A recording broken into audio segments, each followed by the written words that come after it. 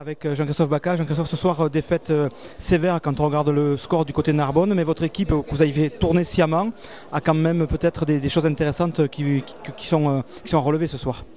Les choses positives, je crois que c'est la conquête. On a été très bien sur nos molles quand on a pu les organiser.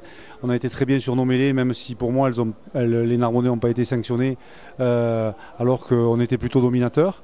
Après, offensivement quand même, on a eu quelques carences sur l'ensemble du jeu, mais bon, on a fait quand même des choses assez positives. Mais je crois que le gros point noir, c'est notre activité défensive où on a été subissant, même si on était en place, on les a attendus et on sait très bien que cette équipe de Narbonne, à partir du moment où elle joue en avançant, elle peut arriver à se faire des passes.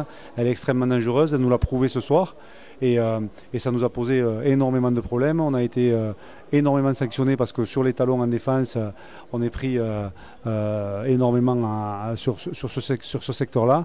Il faut à tout prix qu'on réagisse à ce niveau-là, qu'on aille chercher très haut ces équipes-là, parce que sur les situations où on a réussi à imposer notre rythme en défense, à monter, ils n'ont pas pu organiser leur jeu et on s'est retrouvé à récupérer des ballons.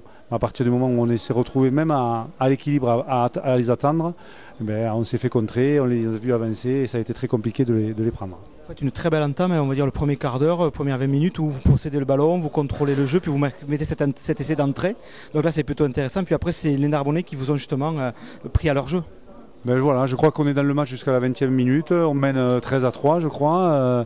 À ce moment-là, ils ont une touche à nos 40, on n'est pas bien dans la connexion, on se fait prendre, ils avancent, ils peuvent développer leur jeu, ils prennent confiance. Et à partir de là, ils ont développé en se disant voilà, ils sont peut-être un peu friables dans ce secteur-là, donc on va pouvoir organiser notre jeu. Et on sait très bien que les Narbonnais, quand ils arrivent à organiser leur jeu, ça se passe plutôt mal. Après, ce qu'il y a de positif, c'est que on prend 2 essais à 1 face à cette équipe de Narbonne qui sur ses terres normalement marque beaucoup plus.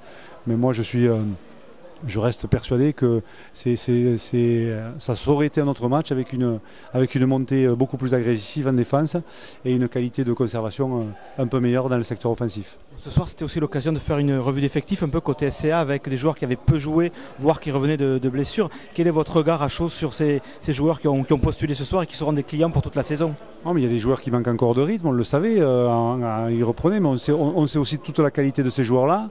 Je ne crois pas qu'on peut incriminer le fait qu'on est tourné, d'abord parce qu'il y avait beaucoup de blessés, ensuite parce que je pense que ce groupe de 35 joueurs à peu près est capable d'évoluer sensiblement au même niveau. Aujourd'hui, je pense qu'on a failli collectivement et on ne peut pas ressortir le fait qu'on ait changé 2, 3, 4, 5 ou 6 joueurs. Je crois que c'est surtout le fait qu'on a laissé les Narbonnais beaucoup trop développer leur jeu qui nous a été préjudiciable ce soir. Et on va s'en servir maintenant pour rebondir, pour aller à Montauban et pour recevoir Béziers dans d'autres conditions, parce que si on n'a pas une efficacité défensive meilleure que ce qu'on a vu là, malgré le fait qu'on ait une conquête qui soit à l'équilibre ou même légèrement à notre avantage, on ne passera pas à l'extérieur.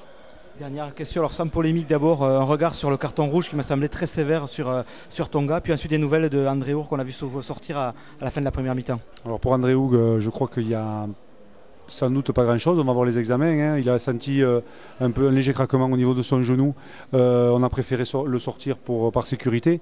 Après il n'y a pas de tiroir, mais après c'est les examens médicaux qui le détailleront.